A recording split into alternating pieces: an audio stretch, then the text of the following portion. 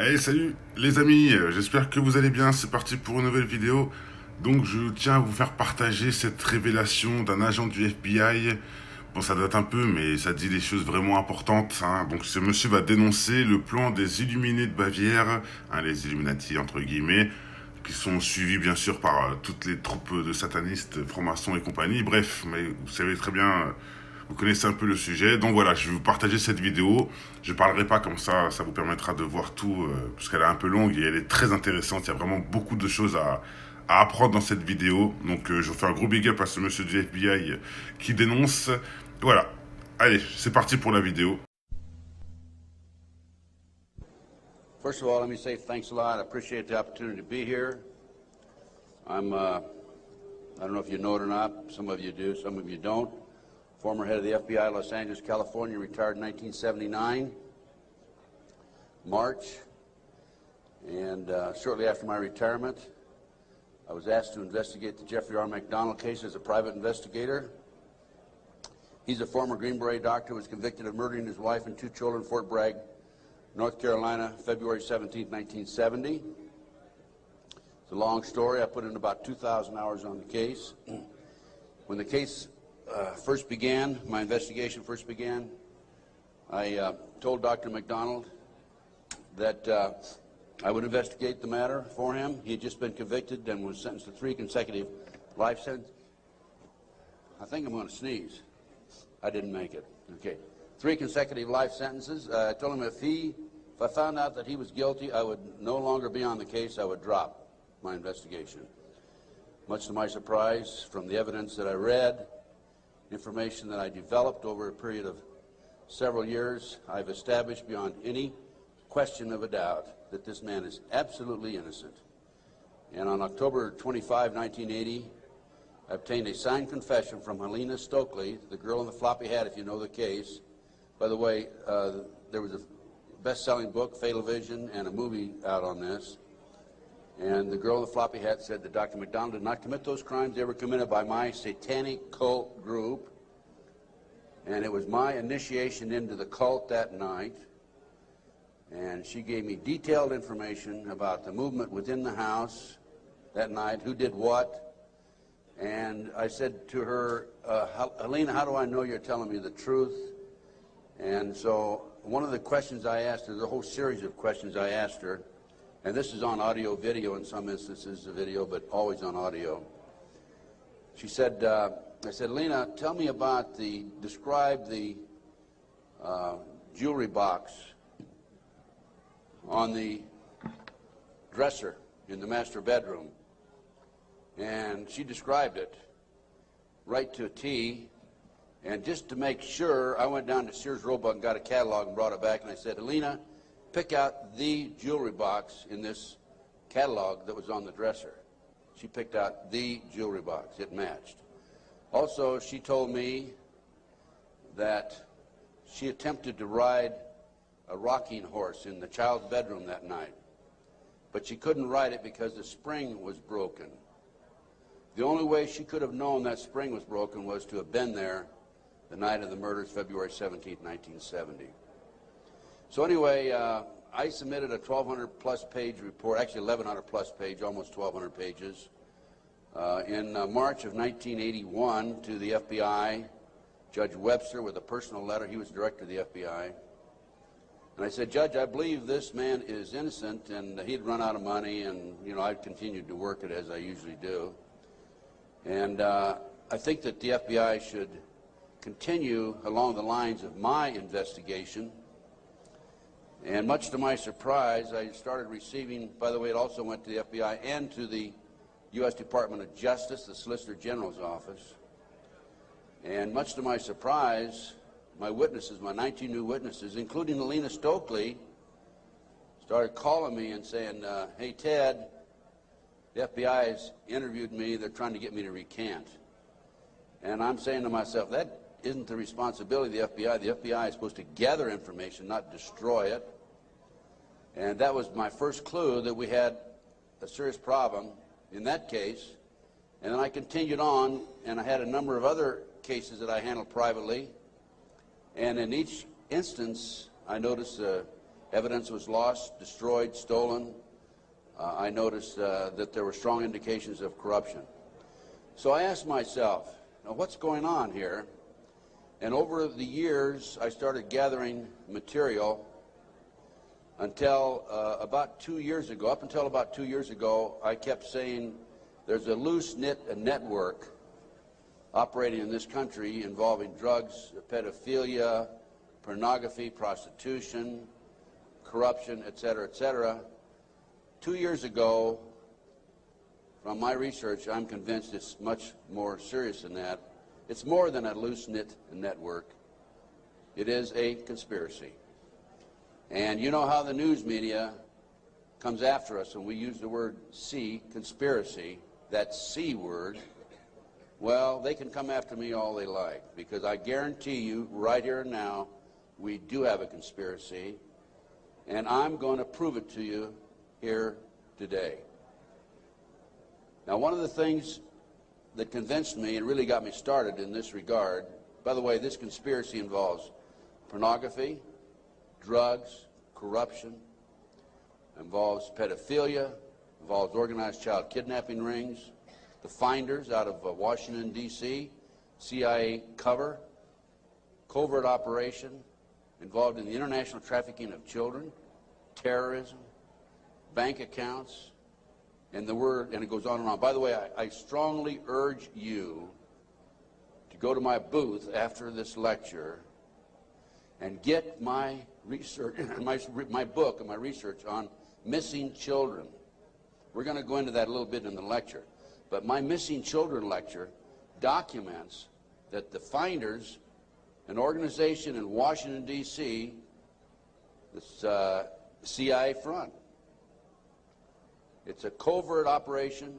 They're involved in the international trafficking of children. And I have a U.S. Customs report, official U.S. Customs report, in my book on the missing children. So I urge you to get it. It's only $10. Now, if you buy any of my products, any of my research, I beg of you, I don't want you to buy it unless you make a half a dozen copies and send it to your friends, okay? The name of the game with me is not copyright. I could care less about copyright. The name of the game is education, education, education. We need to know what's going on in this country today. So any of my research that you buy, please make copies and get them out to your friends. That's what it's all about. After one of my lectures, here's about 2 years ago, this is why I changed my mind from and using the word loose-knit network to conspiracy. After one of my lectures, a gentleman came up and gave me a book. He said, Ted, in fact, that lecture was specifically on the McDonald case. Ted, here's what it's all about. Take this book and read it. And this is the book, folks. It's called Pawns in the Game. Now, if you don't know this book, you don't know of it, I urge you to buy it. I've been trying to buy it, but I noticed that one of the vendors out here has it. And please go get the copy of this book. I forget which vendor has it. Go get this book when it's over and order some more copies. I'm going to order some myself and start selling them in my flyer. Anyway, it's called Pawns in the Game, and it's by William Guy Carr. William Guy Carr had the same problem I did. He wanted to know what's going on in America and around the world. He was a Canadian, however, and as a result of his research, he wrote this book. So we have the Illuminati. Now, the Illuminati was established in 1776 by a fellow named Adam Weishaupt. In 1773, he was commissioned by one of the Rothschilds, House of Rothschild, to put together an organization called the Illuminati. And he culminated his work in May the 1st, 1776. If you'll notice, that's a communist holiday. And we're going to have to move along pretty fast. This is actually a 4-hour lecture I'm going to give you today. We're going to do it in probably an hour and 15, 20 minutes. But some of his goals, and the goals that he was commissioned to set up, there were 25 of them. And here they are right here. Here's the beginning of it right here. And then rather than read each one of them, I'm going to summarize it, okay, because we got a lot of work to get into. Number one issue was men are inclined to evil rather than good. Number 2 goal and issue was to preach liberalism. Number 3, use the ideas of freedom to bring about class wars. That's what we're doing today. Number 4, any and all means should be used to reach our goals as they are justified. Any and all means. Number 5, their rights lie in force. We're talking about the Illuminati rights lie in force. Number 6, the power of our resources must remain invisible until the very moment when it has gained the strength that no cunning or force can undermine it. And if you will notice, it's been very few people know about the Illuminati, so they have maintained their invisibility until most recently. Number 7, advocated mob psychology to obtain control of the masses. Number 8, use alcohol, drugs, moral corruption, and all forms of vice to systematically corrupt the youth of the nation. I mean, I don't need to document that one. How about South Central LA, CIA drug operations coming in there? How about Mena, Arkansas? Drugs coming into this country, arms and munitions going out. If you don't believe me, talk to Terry Reid, talk to Chip Tatum, talk to some of these other individuals who I know, personally know. During the recent, last fall actually, drug hearings by Mr. Arlen Specter, Senator Arlen Specter, one of the big phonies of Washington, D.C., the magic bullet theorist, I watched those hearings, and I couldn't believe the mamby-pamby, weak witnesses he brought forward, people that really had no direct knowledge of the drug operation. And that hearing was about bringing drugs into South Central LA by the CIA. I sent him a list of 16 names of people who had personal, direct knowledge of drugs being brought into this country by the CIA. Never heard another word. None of those people ever appeared as witnesses. I might also mention in Oklahoma City, I sent my report, copy my report back to the committee. I sent them a fax and said I had information which would be vital to your investigation of the Oklahoma City bombing. That report, by the way, is also available to you. I urge you to buy it. Never received a response. Number 9, seize property by any means. We're seeing that on a daily basis. Farmers, businessmen, people who are arrested on nebulous charges, their property's being taken away from them. Here's an example right here. This lady right here, she lost everything. Everything. They've come out and raided her house twice, Linda. Twice, Linda. This lady had a house that she bought before her marriage. It was in her name, and they seized it. She no longer has that house. Number 10, deal with the use of slogans such as equity, liberty, fraternity into the mouths of the masses in psychological warfare. Boy, if that isn't Bill Clinton, I never saw it, never heard it before. That man is unbelievable. As former Congressman Dennemeyer describes him, he's a draft-dodging, womanizing, pathological liar, and he certainly fits into item number 10. Number 11 dealt with war, number 11 theory and goal. In 1773, Adam Weishaupt set down policies that were publicly announced in 1939, folks. 1773, publicly announced 1939 by Britain and the United States. And the war should be directed so that the nations on both sides are placed further in debt and peace conferences conducted so neither combatants obtain territorial rights. Yalta. Perfect example. Stalin, Roosevelt, Winston Churchill after World War II. Number 12, told those present that they must use their wealth to have candidates chosen to public office who would be obedient to their demands and would be used as pawns in the game by the men behind the scenes. The advisors will have been bred, reared, and trained from childhood to rule the affairs of the world. We have that today without any question, the men behind the scenes. Number 13, control the press. If you heard my lecture yesterday on Oklahoma City, I documented that the mainstream media is being controlled by the big power people, by the phony politicians, by the bureaucrats, without any question about it. Information And the media, I have an itchy nose today. Maybe I'm going to kiss a fool or something, okay? We have a documentation of that, and I have that in some of my lecture material out here and also my books. Number 14, their agenteurs will come forward after fomenting traumatic situations and appear to be the saviors of the masses when they are actually interested in just the opposite, the killing of the masses. The riots in Watts, the riots in South Central LA, folks. Number 15, create industrial depression and financial panic, unemployment, hunger, shortage of food. Use this to control the masses or the mobs, and use the mobs to wipe out all those who dare to stand in the way. Well, I'll tell you right now, every expert I've talked to is talking about food shortage. And it's coming, I'm convinced. And we also know about the market crashing here in October. I had a market specialist on my radio talk show, and if you don't listen to my show, I urge you to, because it's a real good, solid education for you.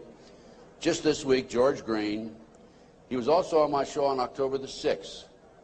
George told us on October 6th there would be a crash of the market in October. It came. Now he told us this week there will be another crash and it will drop, he thinks, 2,000 points. We'll see what happens. I hope it isn't true. Number 15, create industrial depression and financial panics, unemployment. I've already covered that. Number 16, infiltrate into the secret Freemasonry to be used for their purposes. That's been documented many times. Number 17, expound the value of systematic deception, use high-sounding slogans and phrases, and advocate lavish promises to the masses, even though they cannot be kept. Again, Bill Clinton. George Bush was good at that too, by the way. What's the difference between the Republicans and the Democrats high up? None. Zero. You know, Mr. A, who has a booth next to mine, mysterious Mr. A, he talks about subliminal messages. If you look at the logo of the Republican Party, you know the elephant with the 3 stars across the top? Well, if you look at it today compared to 2 years ago, the stars have been inverted. The point used to be at the top 2 years ago. Now the point's at the bottom. Satanic, folks. I can't say for sure, but that's a subliminal message. Inverted stars. Number 18, detailed plans for resolution. Discuss the art of street fighting, which is necessary to bring the population to a speedy subjection. Number 19, use their agentures as advisors behind the scenes after wars through secret diplomacy to gain control. Number 20, establish huge monopolies toward world government control. We're seeing that today, the huge monopolies. Number 21, use high taxes and unfair competition to bring about economic ruin by controlling raw materials, organize agitation among the workers, and subsidizing competitors. GATT, NAFTA. Number 22, build up armaments with police and soldiers sufficient to protect our interests. A few years ago, we had 11 federal agencies that were authorized to carry sidearms, firearms. Now we have 39. Number 23, members and leaders of the one world government would be appointed by the director. Okay, Presidential Directive 25 allows the president, by the way, this is classified, secret, not available to the general public, allows and orders that the President of the United States, in the event of a conflict or a crisis in this country, transfers the power, his powers, over to the Secretary General of the United Nations. Number 24, infiltrate into all classes and levels of society, of government, for the purpose of fooling, bemusing, and corrupting the youth members of society by teaching them theories and principles that we know to be false. This is the outcome-based education program being shoved down our throats by the United Nations. Number 25, national and international laws should be used to destroy civilization. There's talk about the world population being decreased to 500 million, the United States population being decreased to 20 million. And we look at the war that we had in the Gulf War syndrome. Look at the people that died there. There were 700,000 troops, American troops there. 4/5 of them today cannot even do a push-up because they're so ill and so sick. They've been washed out of the service. We have a new army, basically. And the story goes on and on. Okay. What are we talking about here? There's a considerable overlap in the United States from the various groups, organizations, individuals, whatever you want to call it. But one of the driving forces behind this movement, the Illuminati, is the satanic cult movement in this country today. Now, when Alina gave me that signed statement, I said, what in the world is this all about? I don't know anything about Satanism. I'd heard the word, and that's about it. From the Bible, of course. So I began my little journey forward. And one of the matters that I developed information about was an individual I learned about, was Aleister Crowley. He likes to have his name pronounced Crowley to rhyme with holy. And the Satanists today, and for the number of years in the past, have basically used his philosophy and his writings as a guide. And so let's talk about some of his writings and teachings. And here we have Of the Bloody Sacrifice.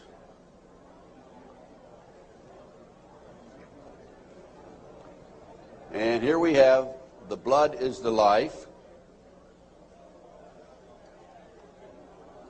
And here on page 94 of his book, it would be unwise to condemn as irrational the practice of those savages who tear the heart and liver from an adversary and devour them while yet warm. In any case, it was the theory of the ancient magicians that any living being is a storehouse of energy varying in quantity according to the size and health of the animal, and in quality according to its mental and moral character. At the death of the animal, this energy is liberated suddenly. The animal should therefore be killed within the circle. We're talking about the satanic circle, or the triangle, as the base may be, so that its energy cannot escape. An animal should be selected whose nature accords that with that of the ceremony. Thus, by sacrificing a female lamb, one would not obtain any appreciative quantity of the fierce energy useful to a magician who was invoking Mars. In such a case, a ram would be more suitable, and this ram should be virgin. The whole potential of its original total energy should not have been diminished in any ways. And now listen to this sentence, folks, closely. For the highest spiritual working, one must accordingly choose that victim which contains the greatest and purest force.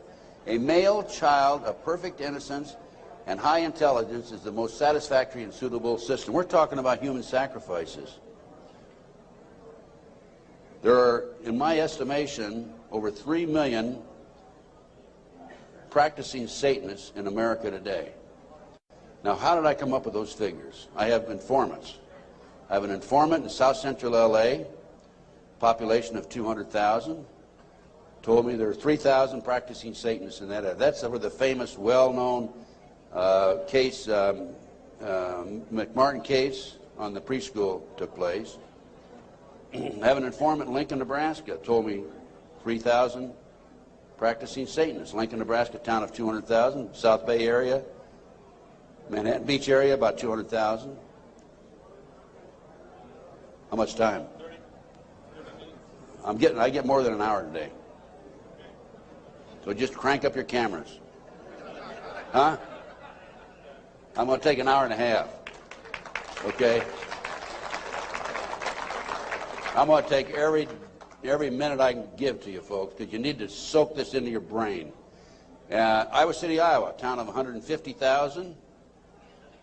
100,000. 1,500 informants. That averages out about 1.5% of the population.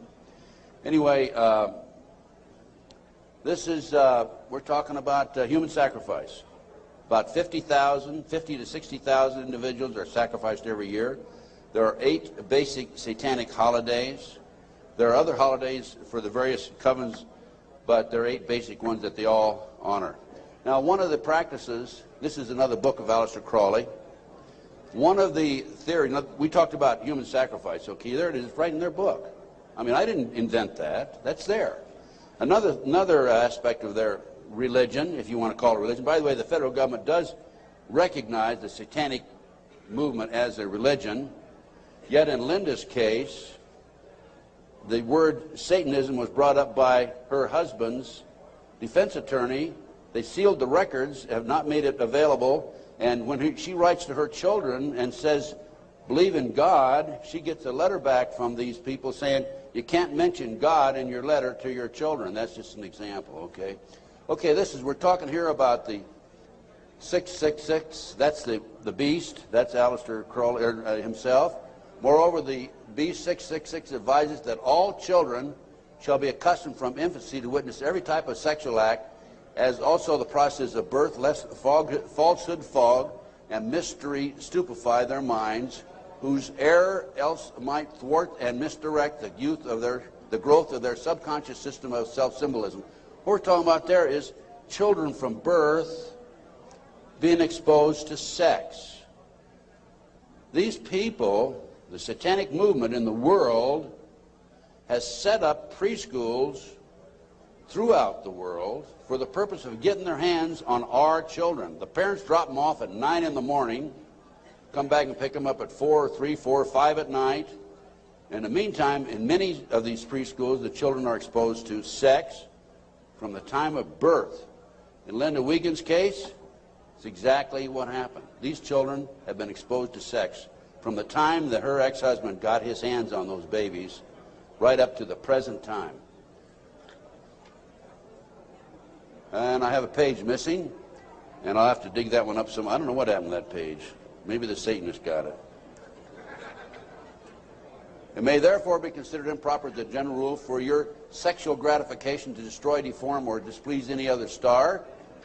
Mutual consent to the act is the condition thereof. It must, of course, be understood that such consent, and we're talking about sex now, is not always explicit. There are cases where seduction or rape may be emancipation or initiation to another. Such acts can only be judged by the result. What they're saying is, it's all right to rape somebody. I mean, if they don't consent, it's all right to rape them because it's for the cause. Let's talk about the McMartin case. In April 1985, authorities went to the McMartin case and looked for tunnels under the school. The children had said that they were taken into tunnels under the school. There was a chamber down there. They were sexually molested. That involved ceremonies, adults with robes, candles, chanting. Adults had no clothes on under their robes. And they were taken up into a tunnel and a triplex, a bathroom trap door of the triplex next door. They were taken out in automobiles. We're talking about 2, 3, 4-year-old children, folks, and prostituted in the community. The authorities received this complaint in 1983. They began their investigation. The authorities finally, in 1985, went out and decided to look for the tunnels because they said the children were hallucinating. The children also said that they were taken by air up into a mountainous area where they were exposed to satanic ceremonies based on what they described, and brought back in time for the parents to pick up the kids. So the authorities didn't find anything. Well, I'll tell you what, in the spring of 1993, I heard that the property of the McMartin School had been sold from the McMartin family to the defense attorney, actually given to him. He didn't make enough off the county. His bill was only $3 million. And from there, he said he was broke and he sold it to a contractor. The contractor was going to build an office building on the space. And I heard that the contractor had this property, and so I went out and contacted him. And I said, dear sir, I would like to have access to that property. He said, I'll give you 2 weeks. I signed a contract, assumed liability, and along with some of the parents, we hired an archaeologist from UCLA, Dr. Gary Stickle, knowing full well that I'm not qualified to say there's tunnels under there, even if I found them. And we began our dig. At the end of 2 weeks, I had to stall, because Dr. Stickle was not quite ready to admit there were tunnels. It took us 34 days. At noon the 34th day, with the bulldozers, with their motors running, ready to knock the building down. He was going to knock the building down and then build this office building. Dr. Stickle said, you know, I can say without any question right now, there have been tunnels under the school. They were filled in. Now, I'm going to show you the documentation on the tunnels. This is it. No, keep it there. Keep that there. This is the what we found. This is a preliminary report. I have a 186-page scientific report available to you out here if you're interested, by the way. We found a 9-foot wide subterranean entrance under the west wall of dog room. There were 4 classrooms. That was Ray Bucky's room. By the way, Virginia McMartin and Ray Bucky were tried. Virginia, the grandmother, was acquitted. Ray had a hung jury. And we found these tunnels in the middle of the second trial of Ray Bucky. They could have been used to convict him. We called the prosecutor. He sent his investigator out, Mr. Perez. Mr. Perez told me, I don't want you entering in my conversation with the archaeologist. I said, why? He says, you're too argumentative. And I said, well, okay, you go in and talk. I'll just keep my mouth shut. We went in, he talked, and he argued with the archaeologist. There's an investigator not qualified to talk about tunnels. He said there aren't any tunnels there, and the archaeologist, of course, argued. But anyway, they didn't use that evidence, strong evidence, in the second trial. They ignored it, right in the middle of the second trial. I might mention this. The children identified professional football players, professional baseball players, household name actors, actresses, and the son of the leading politician, not a leading politician, the leading politician in Los Angeles as being perpetrators. Okay, we found an avocado tree root cut on both sides of the entrance, and I'll show you this in just a few minutes. The entrance of the tunnel, as I said, it was 9 feet across the top, and on one side was a live avocado root, on the other side was a dead avocado root. They had to cut that out. We have this, by the way. We found a plastic Disney bag, copyright 1982, about 4.5 feet below the classroom floor, and 3 to 6 inches in from the entrance and under the foundation. Now, the reason that plastic Disney bag is so important is because we think that they filled the tunnel in 1982 when the complaint was initially brought to the attention of the authorities. I said 83 earlier, it's 82 when the complaint was made. And when they filled it in, the plastic Disney bag somehow or other flew in there as they were filling it in and nobody noticed it. Now, who says there is no God, right? What documentation, fantastic documentation, that that tunnel, the entrance to that tunnel, this is right at the entrance, was filled in 1982 or sometime subsequent to 1982. Mr. Ken Lanning, the outstanding, know-it-all FBI expert, behavioral science, says that I took that garbage bag in 1993 out of a trash can and placed it there, that I planted evidence. Of course, Mr. Lanning says there's no organized satanic movement in this country today. There's only a few dabblers here and there. Thank you, sir. We have another 3 hours to go. Okay, can you hang in there? Okay, the tunnel proceeded south, then 45 feet through classroom 4 and 3 and north, then 10 feet within the classroom 4. The tunnels were 30 inches wide, 44 to 46 inches deep, with the top of the tunnel 30 inches under the classroom floor. The children were able to walk through it. We're talking about young kids now, right? The adults had to stoop down and walk through it, but they could do it. The tunnels were built in kind of a triangular, or I should say a semicircle type, so that they had natural support, I guess. These people know everything. They are brilliant. The footing between classroom 3 and 4 was arched, where the tunnel passed underneath it, and 12 inches shorter in depth at this location than the same footing 12 feet to the north. I'll show you that in just a minute. That's significant, because the arch was where the tunnel went, and it was arched in that particular location, whereas 12 feet away, it was 12 inches longer or thicker. Footing between, let's see, there were 4 large upright containers were found in the tunnel under the arch, obviously hand-placed. A 9-foot wide chamber was found along the tunnel across classroom 4. The top of the chamber and the top of sections of the tunnel had layers of plywood covered with tar paper, which had apparently been supported by cinder blocks and 2x2 and 2x4 wooden posts found underneath. Tunnel features made it evident that the tunnels had been hand dug. The 7-foot tunnel extended into the triplex next door. Tunnel extended from the bathrooms off of the office and classroom 1 to the front yard of the triplex next door. Front yard concealed from the street by a 3-car garage. Children described the entrance and exiting tunnels in the triplex yard exactly where the tunnels and exit were found. A 39 by 41 inch area under a hole cut in this neighbor's bathroom floor had been excavated and subsequently tilled. Now, that was where the kids told us ahead of time that they were taking it up in the trapdoor in this bathroom. And there was a crawl space in the house about like this, and we got one of our skinny archaeologists to go in there, take pictures. The bathtub protruded underneath the floor of the bathroom. There was a bathroom in the back of the same building in another apartment. It did not protrude there. This was the space we're talking about, 39 by 41 inches. Just enough room for a kid to come up and be taken out. Other significant facts: small white plastic plate with 3 pentagrams, hand drawn on the top of the light green paint, was found by the archaeologists. Pentagrams were hand drawn by an adult and not part of the manufacturer's design. Many other artifacts were found whose analysis will be released upon completion of the test.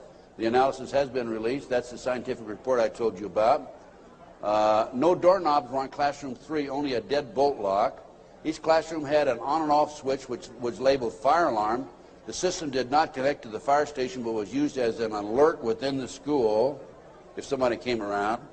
More than 2,000 artifacts were found under the floor, the school floor, including over 100 animal bones.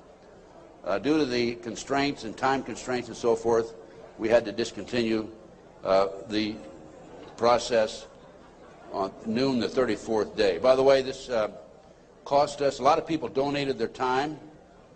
It still costs us money. It cost us between $55,000 and $60,000. I personally put in $17,000, which I ended up, in many instances, paying over a long-term period payment plan. This is a floor plan of the whole lot. There is, right there, the building itself. This is the entrance, the concrete slab, a vacant lot there. This is a yard. And here's the avocado tree we're talking about. And here's the entrance right there. Now here is the tunnel. It came in here, extended here, and here's the chamber across here. We think, but didn't have time to explore this, the tunnel went up here. Now we definitely were able to come up with it here, right here, and it came into the bathroom over here. Okay. There's the entrance. It's 9 feet across here. I'll show you a diagram in a few minutes. There's the avocado tree. Those roots are live. Over here we had a dead avocado root. Okay, next. There's a plate that was found in the play yard, buried about 6 inches under the sand, with the pentagram on it. That's right. And here's a diagram of the tunnel. This is the entrance to the tunnel. Now that's the floor, the footing for the classroom 4. Here's the plastic Disney bag, was located right there, partially under the footing and partially out. And this AF means artificial fill. And this was the shape of the entrance. Okay.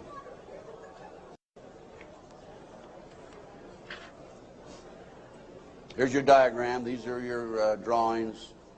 Artificial fill. Here's the avocado root there. Here's the dead root over there. Distance 120 or 21 inches below and 14 inches below the footing. There's the avocado root there, live avocado root. And these are all diagrams by the archaeologists. Good documentation. There are the roots themselves. That shows you the size, 2 centimeters. Next. There's the plastic Disney bag. Turn it over. There's the plastic Disney bag. Disney, classroom 82, 83. Sandwich bag. It was a sandwich bag. This shows the arch of the tunnel. Now, the school was built in 1966, which means the foundation was laid then. And here's your arch. And this is from classroom 4 here into classroom 3 over here. And it was 12 inches higher over to the left. Go ahead. There's yours truly looking up. This was in classroom 4, as I recall. And this is where the tunnel extended, right along here. Now, the reason the tunnel's been filled in, you have to understand that. And the reason the archaeologists could say that they were filled in is because the texture of the dirt that had been filled in was different than the natural texture. Okay. Just turn it off for a minute. In addition to the tunnels, I developed information that an abandoned satanic site was in Crestline, California. Crestline, California is in the mountains. The kids said, remember a few minutes ago, they were flown by jet, or flown, they didn't say jet, into the mountains. There's an airport 10 minutes from the McMartin Preschool. It's Hawthorne Airport. There's a landing strip in Crestline. I heard about this abandoned satanic site, and I went up to the site, took pictures. And this is what and by the way, before I go on with this, I called the prosecutor in the McMartin case. And I told her, hey, I think I know where the children were taken. If they weren't, it's certainly worth looking at. And I will be glad to make this information available to you. And if you want to have the children go up and look at this abandoned satanic site, we can. She said, we're not interested. They weren't interested in hardcore evidence, the tunnel. They weren't interested in this abandoned satanic site. Go ahead. This is what we found. 666, one of the satanic signs. That's a stone on the site. The house had been up here. The day after the McMartin case broke in the news, the house burned to the ground. And it was here. The street's on the other side of the hill. You cannot see the site, this area down in here, from the street. You have to go in, would have to go in through the house and come down. And this, you can see it's quite elaborate. There's my associate, Judy Hansen, who works with me in LA. And next. This is looking at the opposite direction of the picture we just took. And you can see there's San Bernardino down in there. And you can see that on the side of a mountain like that, nobody's going to find it unless you fly over with a helicopter. That's probably an altar, flattened stone. Also an altar, another altar that had been broken. This is, of course, you recognize the star. Now, this is a satanic symbol. Put the next one up. Hold the first one. There it is right there. Put the first one back on. Now overlay them. Turn it around that way. Okay, any question about that, folks? No. And let's read what that says. Asmodee, a strong and powerful king, appears with 3 heads, the first like a bull, the second like a man, the third like a ram. He has a serpent's tail, the webbed feet of a goose, and he vomits fire. He rides the infernal dragon, carries lance and pennon, and is the chief of the power of Amaman. He must be invoked bareheaded, or otherwise he will deceive. He gives the ring of virtues, teaches arithmetic, geometry, and other handicrafts, answers all questions, makes men invisible, indicates the place of concealed treasures, and guards them if within the domain of the Amaman. Oh, what do we got here? Another satanic symbol. You think that wasn't a satanic site? Overlay it. Okay. Is that it? It's the other way around, isn't it? Yeah. Flip it around. Okay, there you go. Okay, now let's read what that sign means. That is the seal of Amsmuscale. I guess that. No, that's the wrong. That's the one before. Belial, a mighty king created next after Lucifer, appears in the form of a beautiful angel seated in a chariot of fire and speaking with a pleasant voice. He fell first amongst the superior angels who went before Michael and other heavenly angels. He distributes preferences of senatorships, causes favors of friends and foes, and gives excellent families. Familiar. He must have offering and sacrifices made to him. Next.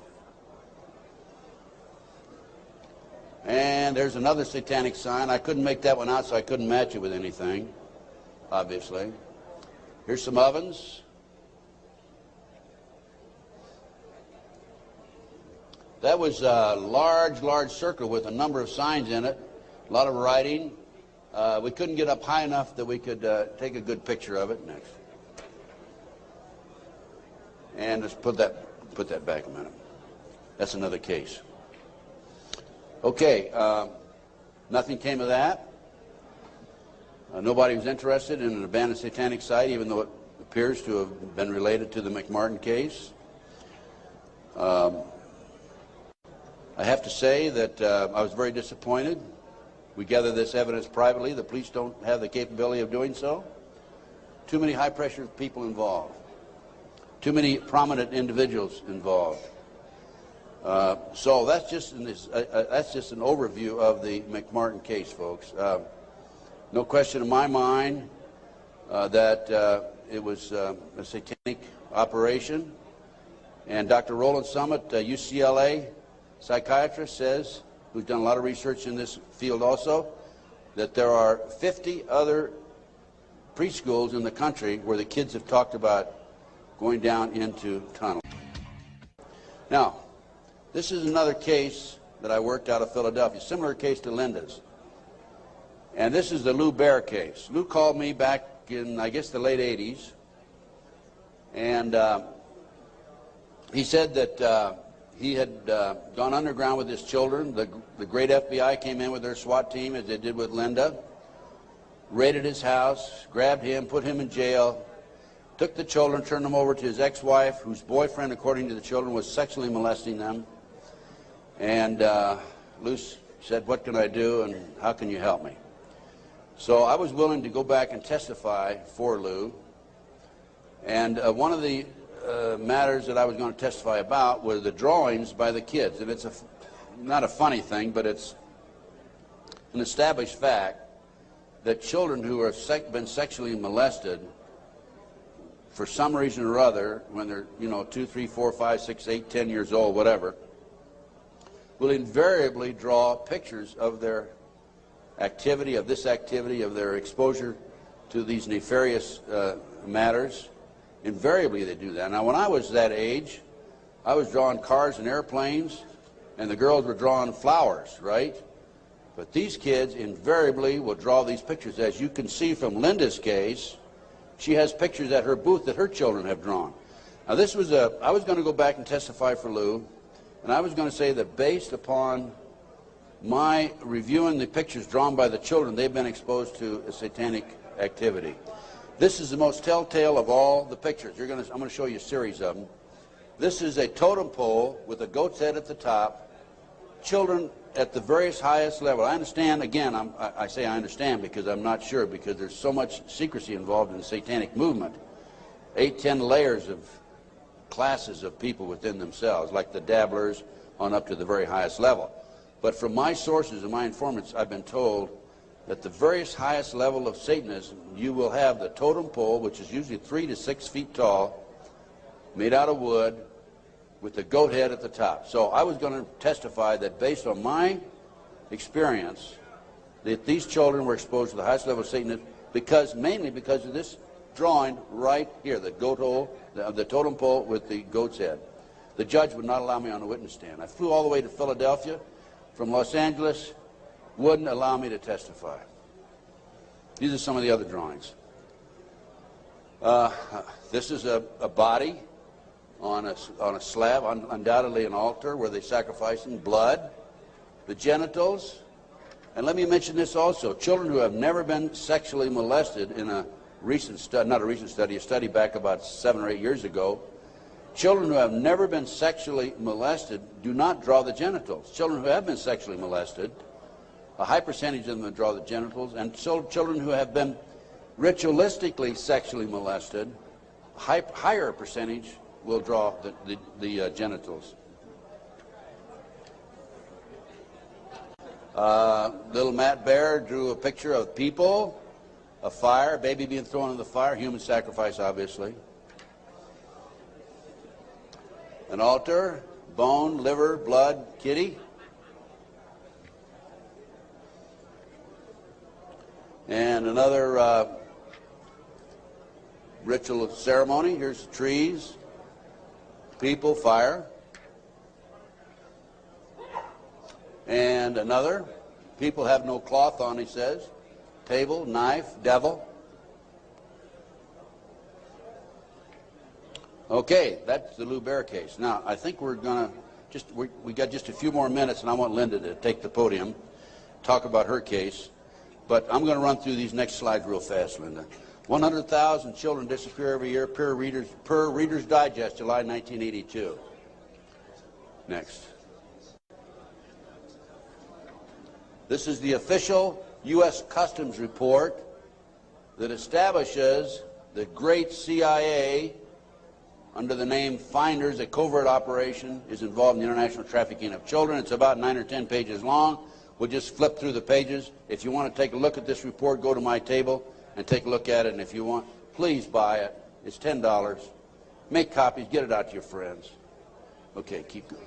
Just do it real quick. Keep going.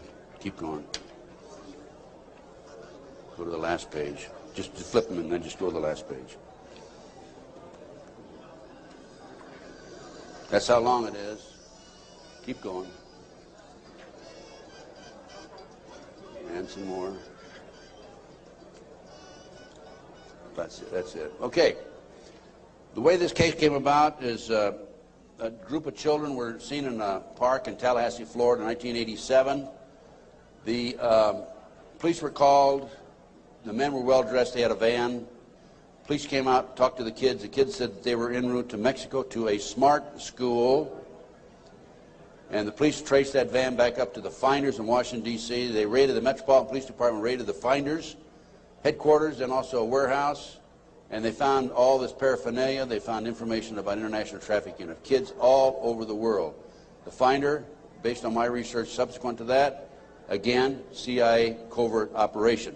The customs agent was called into it because of the possibility of pornography, and I guarantee that there was pornography involved. Guarantee, okay? Now, this report, this was his report. Again, this is available, Missing Children, $10 at my booth. This report is the final interview by the customs agent when he attempted to go over and get more information than he'd already developed. Okay, let's just go over this. Leave it there, leave it there. Yeah, leave it there. Okay, April 2, I arrived at the Metropolitan Police Department at approximately 9 a.m. Detective Bradley was not available. He was the detective who was supposed to help him. I spoke to a third party who was willing to discuss the case with me on a strictly off-the-record basis. I would advise that all the passport data had been turned over to the State Department for their investigation. They found passports in the van. The State Department, in turn, advised the Metropolitan Police that all travel and use of the passports by the holders of the passports was within the law and no action would be taken. This included travel to Moscow, North Korea, and North Vietnam during the late 50s and mid-70s. Folks, it was illegal to travel there to those countries during that period. The individual further advised me of circumstances which indicated that the investigation into the activity of the Finders had become a CIA internal matter. The Metropolitan Police report had been classified secret and was not available for review. I was advised that the FBI had withdrawn from the investigation several weeks prior, and that the FBI Foreign Counterintelligence Division, that's FBI headquarters, by the way, had directed the Metropolitan Police Department not to advise the FBI Washington field office, that's the field office, of anything that had transpired. No further information will be available. No further action will be taken. No action will be taken. The case was closed, and here we have a CIA internal matter. The Finders group, the Finders case organization, was founded by a CIA agent back in the early 60s, and here we are, 1987, still operating. I have the man's name. I have all the information on it.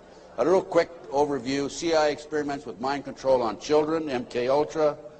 This is an outstanding article. It's available in that same report. Just flip the pages. Keep going. Okay.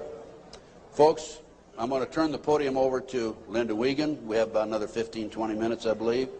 And Linda's going to talk about her case. This is one of the most classic examples of corruption I have ever seen. And believe me, you can tell from my lecture that I've seen some pretty awful examples of corruption. Go on, Commander. Mal de vivre, tristesse. Mal de vivre, tristesse. Mal de vivre, tristesse. Mal de vivre. Un mal de vivre qui nous anime au fin fond des abîmes. C'est le vice qui nous abîme pour des yébis trop tapines. Tu sens la rage dans la cabine, pas besoin de carabine. Quand tu vois toute la famille qui réside en Afrique, puis les villages pour pouvoir prendre tout leur fric. Bloqué au péage, tu te vois même plus dans le trafic. Dans le paysage où demeurent les plus belles escroqueries, orchestrées par l'État qui contrôle ta vie. Choisis le virage, ils montent tout droit à la zombie. Des fils de lâches qui s'entraident que entre chéris. L'apprentissage de la rue est une vieille industrie. Le métissage vient des enfants violés de leurs nombreux crimes. Ne voile pas la face face à la justice et l'injustice entre l'homme d'affaires et le mec qu'un pas bat plus 10. C'est les valeurs et leur conscience qui fait preuve de fainéantise. Après l'analyse, beaucoup de mecs se noient dans la tise. Traumatisé, je constate une défaillance dans l'expertise. Autant dire, un gun, une gâchette et puis tu tires. Tu vas me dire, prends tes sables, ton cache et puis tu tires. Mais les vrais guerriers lâchent pas, c'est le conflit qui m'attire. Je n'irai pas en tant que martyr avant de partir avec les satires en enfer. Pour mal commis, on t'enferme pour un Loki. Comment faire pour sortir cet enfer où les plus chanceux ressentent enferme avec une femme au fer. Le chagrin se noie dans un verre, les pompiers sont à la messe. Les cœurs pistés font leur rond et d'autres se prennent pour Jack Mèche. Ça s'allume contre soi-même, c'est la triste réalité. Les valeurs sont bafouées pour la crédibilité. Ils font des suivre leurs lois mais je suis pas habilité. Trop de faits sur la nature qui blessent l'humanité. Les régions devenues des tas de sang, indiens jusqu'aux pygmées. Un monde qui part dans tous les sens et qui ne cesse de s'effriter. Ils font des suivre leurs lois mais je suis pas habilité. Trop de faits sur la nature qui blessent l'humanité. Les régions devenues des tas de sang, indiens jusqu'aux pygmées. Un monde qui part dans tous les sens et qui ne cesse de s'effriter. Le vase est inondé.